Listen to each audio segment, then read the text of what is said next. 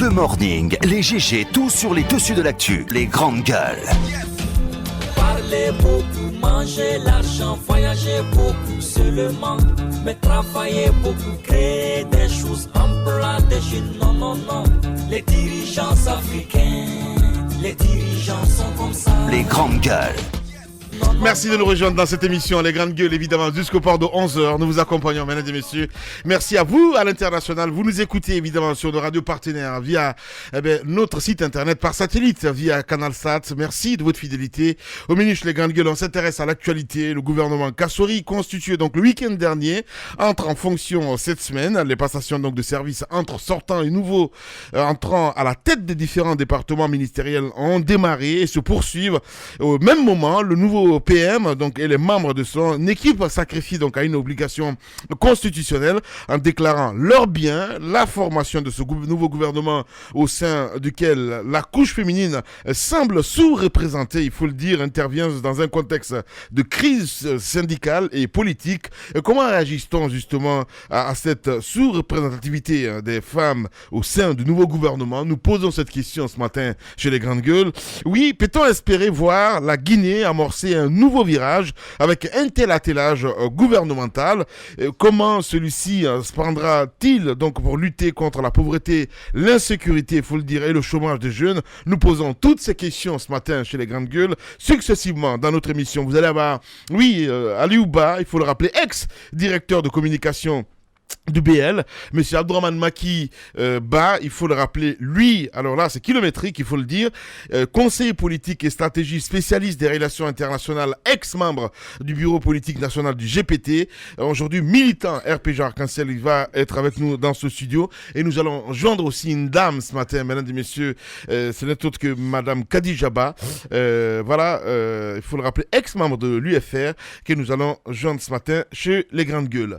Hier, vous les avez entendus dans notre émission, le comité olympique et sportif guinéen en voie de renouveler donc son bureau exécutif, un congrès électif est prévu à cet effet donc pour le 9 juin prochain. Le bureau sortant donc sous les feux roulants des critiques ne compte point se laisser manger la laine de sa peau, le dit Titi, face aux ambitions affichées par les candidats déclarés. L'équipe de Maître Nabi Camara met en avant un bilan plutôt globalement satisfaisant, il le dit, à la hauteur donc des moyens de l'institution. Que peut-on mettre à l'actif de ce bureau sortant? Hier, il agissait évidemment en catimini et ce matin, il brise le silence chez les grandes gueules. M. Ben Nassoko, secrétaire général du comité olympique et sportif guinéen, il va être avec nous dans ce studio. Si ce n'est pas le cas, on ne le prendra pas. Merci de nous choisir. Bienvenue. Bonjour Ahmed Camara. Bonjour Moussa Mouissila. Bonjour Lamine, merci. Bonjour mon cher Obier. Tamba, bonjour. Bonjour Lamine, bonjour à tous. Bonjour Abaka Diallo. Bonjour Lamine, bonjour à tous. Allez, Moussa, nous partons du côté du port autonome de Conakry ce matin, Moussa Mouissila. Alors, depuis le vendredi dernier, selon nos informations, et nous tenons cela de source sûre, les comptes officiels du port autonome de Conakry sont bloqués et transférés du côté de la banque centrale. Il faut dire qu'au niveau de toutes les banques primaires où le port a des comptes, ces comptes ont été fermés et par la présidence de la République. Alors, ce qui fait que la dame, la directrice générale, ne peut pas signer un chèque, ne serait-ce que d'un centime, pour acheter une aiguille afin de faire une manutention quelconque du côté du port autonome de Conakry, parce que la présidence en a décidé ainsi. Alors, nous avons cherché à savoir quelles sont les raisons d'un tel acte, parce que c'est quand même un acte de désaveu vis-à-vis de la direction générale, tenue donc par Dame Awa Keïta. Alors, ça m'a amené d'abord à me rappeler de ce qui s'était passé récemment, parce qu'on avait dans cette émission parlé d'une rencontre un catimini qui s'est tenu du côté de Novotel avec non seulement l'un des conseillers du président de la République du nom de Dem, avec des investisseurs turcs. Et nous avions eu des fuites comme quoi le port autonome était, était sur la voie, en passe donc d'être confié à une société turque. Une partie. Mais c'est la plus grande partie puisqu'il s'agit de la direction générale. L'autre partie est déjà tenue d'une main de fer par Bolloré. Donc si on donne l'autre partie, la Guinée n'a plus rien. Alors, donc du coup, il se trouve que justement, c'est la raison principale qui a repoussé la présidente de la République à bloquer les comptes du port autonome de Conakry. La dame, selon l'une de nos sources, elle et le ministre Oyeg Ilavogui n'auraient pas trop hâter les pas dans l'accomplissement de cette volonté exprimée par le haut sommet. C'est-à-dire permettre la rentrée au sein du port autonome de Conakry de cette société turque, qui allait donc avoir la direction générale entre ses mains, qui allait gérer 95% du patrimoine du port autonome de Conakry, des actions du port autonome de Conakry. L'État n'aurait que 5%.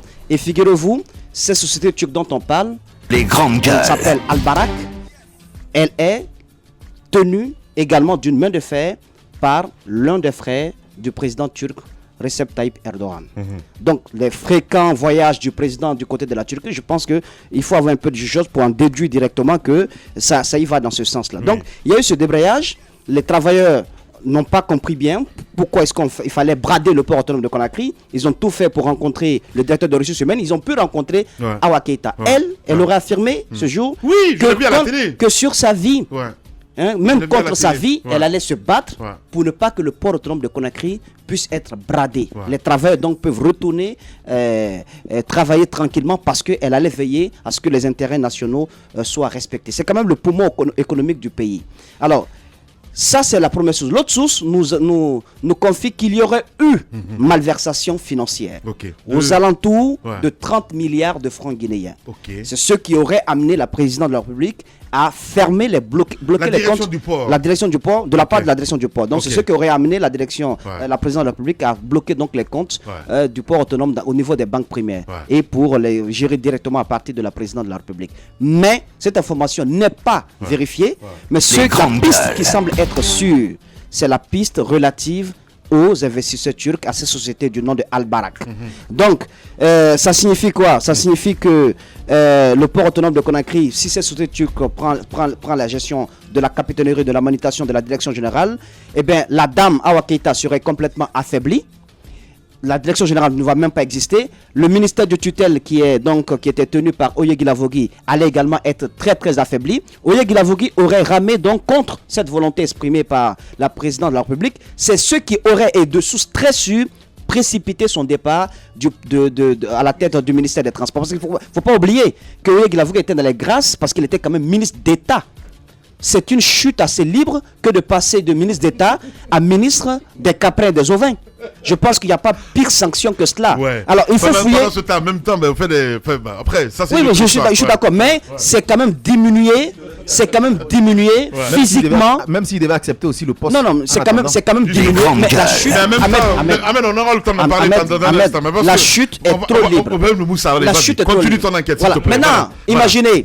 Si Al-Barak du frère de Tayyip Erdogan prend les rênes du port autonome de Conakry, les travailleurs qui sont là, les ouvriers, manutentionnaires et autres, vont se voir remercier. Mais c'est bien fait pour il y aura désolé, Moussa. Ceux qui annonçaient quand tu as dénoncé ça ici à l'antenne, qu'est-ce qui s'est passé du côté ils n'ont pas pu répondre parce qu'ils avaient peur pour leur poste. Mais maintenant, je pense que les langues peuvent se délier, doivent se délier parce qu'il faut qu'on dise la vérité au peuple de Guinée. On ne peut pas être englué dans une histoire, dans une sorte de saga judiciaire avec Bolloré. On n'a pas fini de gérer cette histoire avec Bolloré et qu'on veuille nous créer une autre histoire encore plus grave avec Al-Barak. Moi, je ne comprends pas qu'est-ce qu'on veut réellement. Alors, 150 personnes, si Al-Barak prend les rênes du port autonome de Conakry et qui ne seront pas que des Guinéens, il y aura aussi des étrangers de la sous-région, il y aura aussi des Turcs. Donc, ceux qui travaillent au niveau de la manutention, ceux qui travaillent au niveau des dockers, la majorité du cas, vont se voir remercier parce qu'aujourd'hui, le port autonome a à peu près 1000 travailleurs. Direction générale comme ouvrier. Donc j'estime que ce n'est pas du tout assez malin de la part de la présidence. S'il y a d'autres raisons, par exemple la piste liée à cette histoire de détournement, je pense que c'est le bon moment de communiquer afin que nous puissions savoir. Je ne défends pas Dame Awa Keïta. Ce dont je parle du patrimoine national. Je parle du port autonome de Conakry. Le port autonome, c'est sûrement l'un des poumons économiques de ce pays. Tous les trafics se passent là-bas. Donc, je pense qu'il va falloir qu'on réfléchisse beaucoup avant de nous engager dans quoi que ce soit. Et puis, pire, Lamine, le port autonome de Conakry fait partie, et Abaka ne me dira pas le contraire, du contrat global. Cette histoire de contrat avec la Chine, les grandes gueules. Contre mine, le port autonome en fait partie. Le port autonome devrait bénéficier d'un financement à hauteur de 773 millions de dollars pour l'agrandissement de sa chaîne de chenal. Les grandes gueules. Également pour permettre à certains navires tels que les Panamax, les navires transocéaniques, d'accoster au port autonome de Conakry parce que c'est pas possible de nos jours. On parle de concurrence. pour rafler tous les trafics maliens et autres. Mais ce n'est pas possible si on continue de faire Les grandes gueules. une marmite qui ne fait que bouillir. Bien. Voilà. Allez, Donc, ça, non, c'est j'estime l'info qu'il faut, pour l'instant c'est l'info pour que l'instant. tu donnes, Les Moussa, parce que les comptes sont bloqués. Oui, Voilà. l'autre info qu'on n'a pas dit, c'est cette histoire de détournement de 30 milliards du côté du port. Parce que là, il ne faut pas. Oui, nier c'est non c'est les plus. deux pistes, ce sont les deux Juste, pistes. Il ne faut pas mettre ça de côté. Non, je ne Moussa. mets pas de caution les deux Bien. pistes. Les grandes Je dis gueules. bien qu'il y a une source qui nous confie que ce serait donc dû au fait que 30 milliards de francs guinéens se sont volatilisés. Non, moi je pense que dans l'un ou dans l'autre cas, il va falloir dire la vérité au peuple de Guinée. Oui, t'es dit. C'est extrêmement important. Bien. Quoi qu'il arrive, Les grandes que gueules. ce soit ce détournement, ce supposé détournement de 30 milliards de francs guinéens, ou cette volonté du chef de l'État de concéder une partie donc du port autonome de Conakry à cette société Al-Barak, cette société turque, je pense que il est venu le temps pour le gouvernement, pour la présidence de la République, de dire la vérité au peuple de Guinée. On ne peut pas continuer, on ne peut pas demeurer continuellement dans ce flou, dans cet épais flou artistique. Parce qu'il y a longtemps, on est revenu sur cette histoire de concession d'une partie du port à cette société turque. Il y a eu beaucoup de commentaires là-dessus. Le président de la République en personne est allé jusqu'à dire qu'un média de la place a raconté des fadaises en disant que le port... Non. Que le port a été vendu. Oui. Je ne sais pas si c'était nous. Ben non, mais parce que c'était par rapport à l'enquête de Moussa Moïse. Non, attendez. Il ne va pas nous nominer, c'est pas possible. Non, mais il a dit un média a dit que le port a été vendu. Ah, ben d'accord. Aux Turcs. Ouais. Et je pense que nous, on ne l'a jamais dit. Non, on ne l'a jamais dit. Ouais. Voilà. Et parce que parlant de Bolloré, justement, il a cité le nom du média, plutôt de l'émission, à l'occasion de son passage à la maison de la presse. Il a dit, il avait cité nos confrères de Buntouni en prenant cette émission comme un média. Mais par rapport au port, il n'a pas cité de médias. Et nous, à quel moment on a dit que le port a été vendu? C'est vrai. Ce qui est en vue, c'est que le président, je crois que quand il a rencontré les opérateurs économiques, il a tenté de se justifier en disant que ce qui est en perspective, c'est que c'est dans le cadre de la modernisation continue du port autonome de Conakry. Il a cité un exemple, le cas de la Sojiag à l'aéroport de Conakry, le cas de Bolloré. Donc ce sont des partenaires qui viennent, qui s'occupent des pans de nos patrimoines pour améliorer les conditions de travail et les conditions de prestation de nos différentes institutions. Je crois que c'est dans ce cadre-là. Maintenant, qu'est-ce qui s'est passé pour qu'on en arrive à la saisine des comptes, des différents comptes du port autonome de Conakry? C'est une question qu'il faut se poser. Est-ce que c'est lié à cette histoire de concession? Je crois que le ministre, Moussa l'a rappelé tout à l'heure, le ministre Oye Guilavogui aurait été débarqué pour cette raison. Le ministre Oye Guilavogui qui a été embarqué nuitamment quand le président donc avait cette volonté exprimée.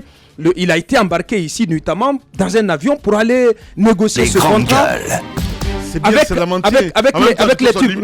L'image qu'il renvoie aujourd'hui, c'est que ça se dit que parce que du côté de l'élevage, on ne vole pas. Donc, c'est juste malheureux, quoi. Oui, honnêtement. Et en même temps, en coulisses, on essaye de dire on va revenir sur la décision et tout ça, demander au pardon. Je pense qu'il y a un moment, il faut avoir des couilles. Parce que c'est une perspective aujourd'hui qui se murmure, que le président pourrait revenir sur une partie de son décret. Attendons de voir à son retour, parce que il y a son grand ami Oye qui n'est pas content, donc il faut forcément peut-être trouver quelque chose, même si moi je pense que Oye tout de même il a fait 8 ans dans différents gouvernements. Je crois qu'à un moment donné, il faut céder la place. Ouais. Il n'est pas le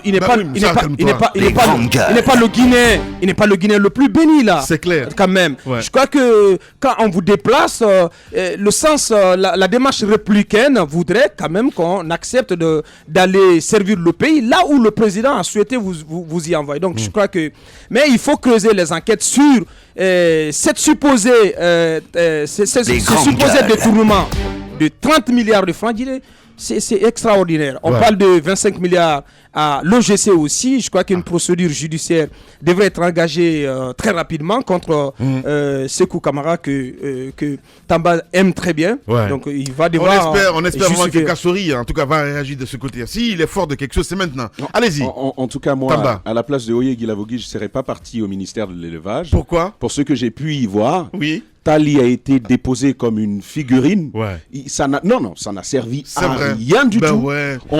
Mais je te le mais jure. on vous envoie. Tu dis tellement vrai que c'est pas possible. Il y a des ministres, si tu les vois, tu vas dire que c'est des clochards. Mais- je suis désolé. Mais Honnêtement, je vous Les dis, grandes gueules. Oui, non mais je vous dis sincèrement, Oui. Tal a été déposé là-bas Ouais. C'est pas pour vrai. non mais Ahmed C'est son Kamara. parti qui l'a envoyé, c'est vrai. C'est mon point de vue sur ce que j'ai Allez, pu vas-y. observer. Vas-y. C'est ce que j'ai pu observer au ministère. Non mais Ahmed, écoute, Vas-y. le point de c'est bon. vue se construit sur la base d'éléments, Ouais. de faits. Et là-dessus, je dis, à la place de Oyegi Lavogui, il faut que tu me laisses parler, Ahmed, parce que quand tu parles, mais on te laisse attendez. parler. Mais vas-y, Non, mais encore. ce n'est pas bien ce Ok, que je ferme son micro, Ahmed ben. il fait. Ben, il le fait bien. Voilà. Ouais. Alors, moi, personnellement, je dis que à la place de Oyegi Lavogui, je ne serais jamais parti. Je n'aurais jamais accepté ce poste de ministère de l'élevage. Pourquoi? Parce que quand on a envie de vous déposer, tout simplement, Ouais. autant le faire directement. Ouais. Mais ne trouvez pas d'autres manières Peut-être pour le faire. C'est de supprimer même le poste. Je vous dis, le ministère de l'élevage, Voilà, parce que tout le normalement, monde y pleure. Mokhtar était censé le partir là-bas. La dernière minute, il a dit, il n'en veut pas. Mais il sait ce qui s'est Voilà. passé. Ben, c'est vrai, parce qu'il a été. Il y a Les tourné grandes pendant un bon moment. Ouais. Pas d'initiative, pas de budget particulier d'investissement. Ouais. Faut alors réfléchir à un projet particulier. C'est là que l'idée de tuer tous les chiens de Conakry lui est venue. Qui ça? Mokhtar Diallo. Tamba. Non, c'est vrai. Ah, mais non. Non, mais c'est à cette époque. C'est à Les cette grandes époque. gueules. Et je vous dis, lorsque vous occupez un tel département, ça ne sert à rien de se faire appeler ministre si vous n'avez rien à faire. Alors ça, c'est un premier regard. Revenons à cette enquête que Moussa Moïse a ouverte sur le port autonome de Conakry. Moi j'ai envie de dire deux choses. Dans un premier temps, Oui. je veux parler de ce président de la République qui donne tout à ses amis. Il est venu en Guinée, après plusieurs années passées dans l'opposition guinéenne. On a comme l'impression que c'est comme quelqu'un qui est venu se venger sur les biens du pays, les ressources que nous avons. Je ne comprends pas. Le port autonome de Conakry, il est parti. Vous avez vu comment il s'est plié à l'injonction de Erdogan s'agissant des écoles qui portent aujourd'hui le nom d'école Marif. Et ensuite, le port autonome de Conakry, une partie qui nous reste, parce que moi j'ai envie de dire, il y a des éléments qui font partie qui sont le symbole de votre indépendance. De votre indépendance économique. On a bien sous nos yeux l'expérience ivoirienne pour en savoir davantage et éviter de commettre les mêmes erreurs. Le président de la République, tous ces symboles de notre souveraineté, bah écoutez, on va donner. Maintenant, on veut également donner cela. On a donné, on a donné déjà le stade, personne n'en parle malheureusement, le stade de Nongo. Mais non, oui, absolument, qu'on a cédé à Antonio Soiré. Mais pour combien? Je préfère parce que c'est un Guinéen. Je suis désolé. Non, moi je suis pas d'accord avec ça. Je vais vous dire pourquoi.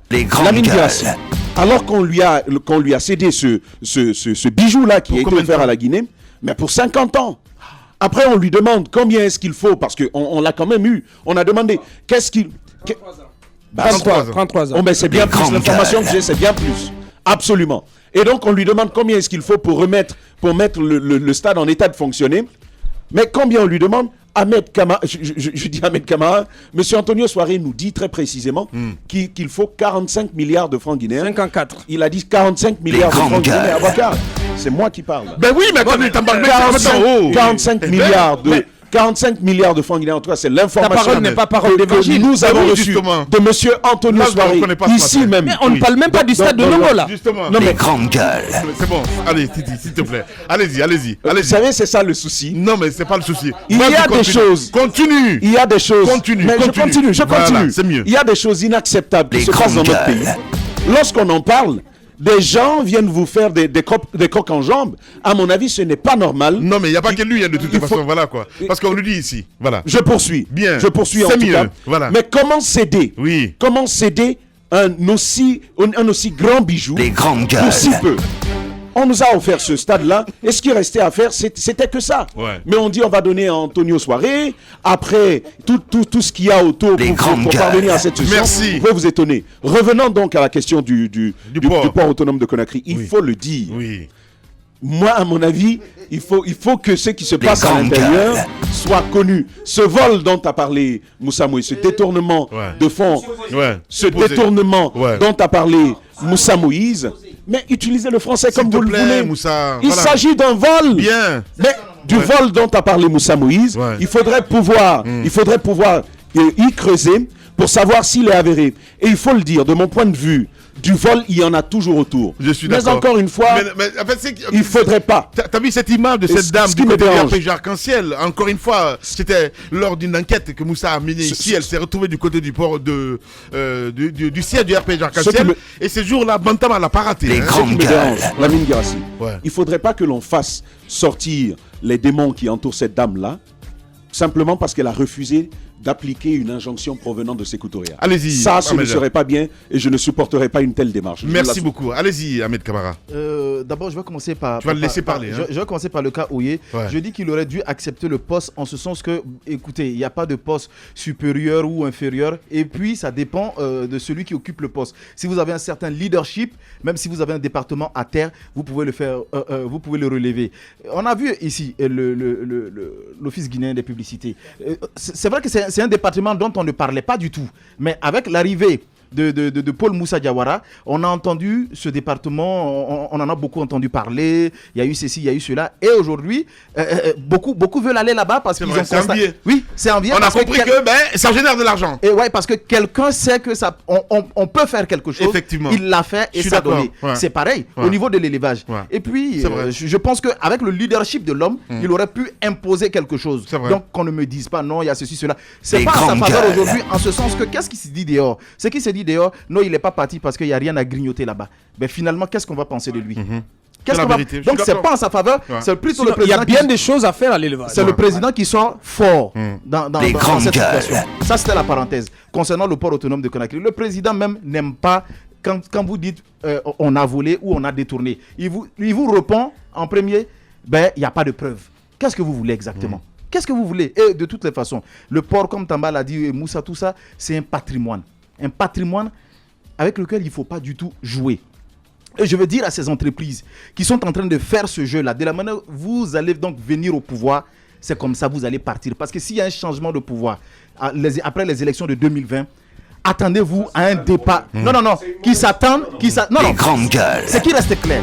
Tous ceux qui sont en train de faire un certain nombre de jeux pour prendre ce pays en otage, qu'ils se préparent. Après les élections de 2020, je suis sûr d'une chose, c'est que les pouvoirs qui viendront n'accepteront pas et ils se retrouveront sur le banc. Les Donc grandes gueules. autant ne pas se lancer dans un tel jeu. Parce qu'ils savent tous que ce n'est pas un jeu loyal.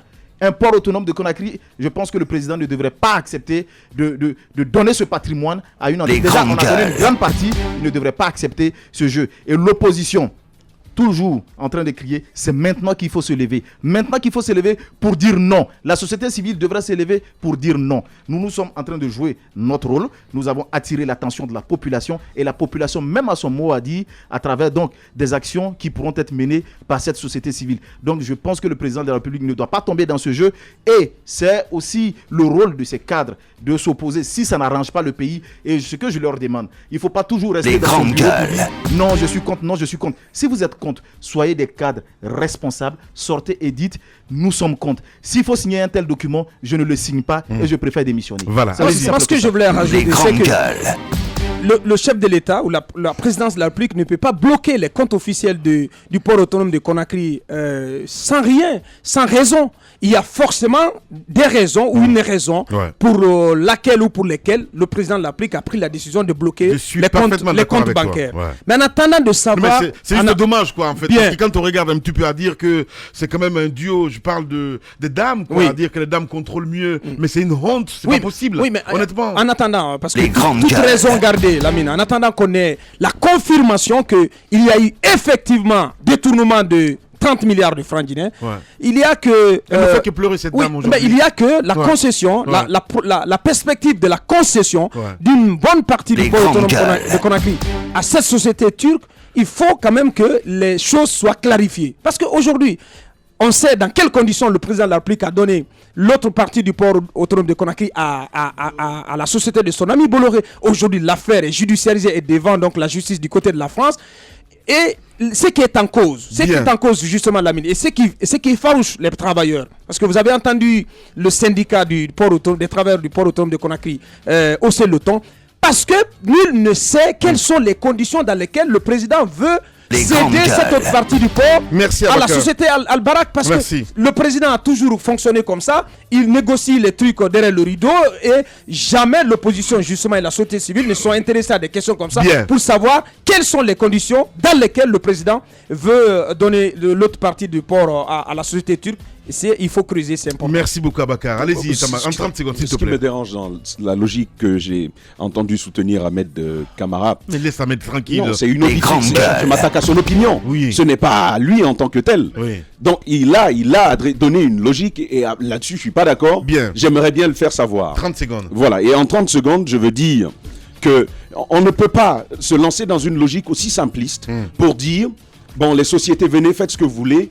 Et quand le mandat va changer, quand le régime va changer, vous verrez que vous êtes engagé sur une mauvaise ligne. Voilà. Tu l'as dit et je l'ai bien écouté. Et donc moi, j'ai envie de dire, il faut plutôt interpeller l'État à l'action. Ces cadres dont on est en train de parler, il faut les interpeller. Il faut les amener à l'action. Autrement, bradons tout. Bien. Et après, on verra ce que pendant ce temps, on va végéter. Allez-y, et on verra après ce qui nous reste. Merci beaucoup. Non, je veux que Tamba comprenne que c'est pas ce que j'ai dit. Je veux tout simplement dire que nous nous sommes opposés à un certain nombre de dossiers dans ce studio, mais ça n'a pas empêché le président de la République de faire ce qu'il a voulu faire. Je dis que ces entreprises qui sont en train de jouer à ce sale jeu, que ces entreprises se positionnent tout en se disant que le jour où on passera à des élections ici en 2020 et qu'un autre pouvoir vient et que ce pouvoir ne voudra donc pas de cette politique, mais purement et simplement, ils seront remerciés. Donc, s'ils viennent dans l'optique parce qu'on nous parle d'une trentaine d'années, on nous parle de 30 ans. Qui va donner ça à Al-Barak pour 30 ans? Et le président de la République doit comprendre une chose, il lui reste moins de 2 ans. Alors qu'ils ne vendent pas le pays avant de partir. La réalité, c'est cela. C'est qu'on veut vendre le port autonome. Allez-y, Moussa, s'il te plaît. Oui, moi je pense que dans une procédure normale, lorsque vous pensez qu'un commis de l'État a quand même mis la main sur des deniers publics, eh bien, vous procédez d'abord à sa suspension. La dame n'a pas été suspendue de sa fonction. Elle n'a pas été suspendue. Elle n'a pas été suspendue, ni elle, ni son adjointe, mais on s'est plutôt attaqué au compte. Mais je pense que ce n'est pas très, très intelligent. Pourquoi? Parce que le port autonome, ce n'est pas un patrimoine privé personnel à Awa Keïta. C'est pour le pays. Si vous bloquez les comptes du port autonome de Conakry, les travaux qui doivent être faits pour que le port autonome de Conakry fonctionne à merveille, qu'il fasse des recettes, mais vous bloquez tout cela. Au fait, c'est que la présidence de la République vient de faire, elle ne vient pas de faire du mal, de sanctionner Awa Keïta, elle vient plutôt de priver le peuple de Guinée d'une certaine économie. Je pense qu'il va falloir quand même réfléchir à cette sanction et nous dire toute la vérité. Et pour finir rapidement, s'il vous plaît, je pense que Antonio Soare, quand on le soustrait du monde du football guinéen, c'est une catastrophe. Bien. Il faudrait faire attention. Vous êtes chez les GG. Véritable success story de la radio Espace Guinée, les grandes gueules, détentrices des meilleurs scores radio en Guinée, de la meilleure émission talk show, a donné le créneau horaire du départ au bureau et du retour à la maison, récoltant depuis des années consécutives le titre d'émission la plus écoutée en Guinée, toutes catégories confondues. Un grand total de plus de 5 millions d'auditeurs ont été fidèles au talk show Les GG, diffusé jour après jour sur toutes les stations du réseau Adafo Média de 9h à 10h30, un exploit qui restera longtemps dans les annales de la bande FM en Guinée.